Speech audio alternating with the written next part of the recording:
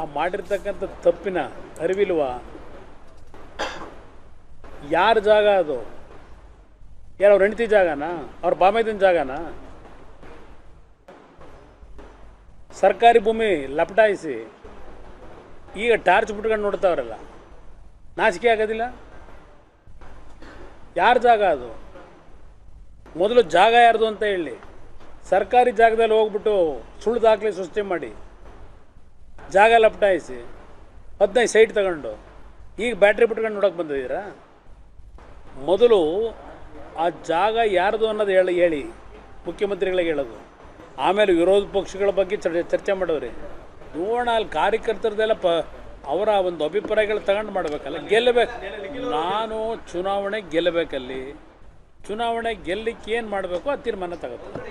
ಯಾವ ವಿಷಯ ಚರ್ಚೆ ಆಗಿಲ್ಲ. NDA ಅಭ್ಯರ್ಥಿ BJP JDSನಿಂದ ನಿಲ್ತಾರೆ.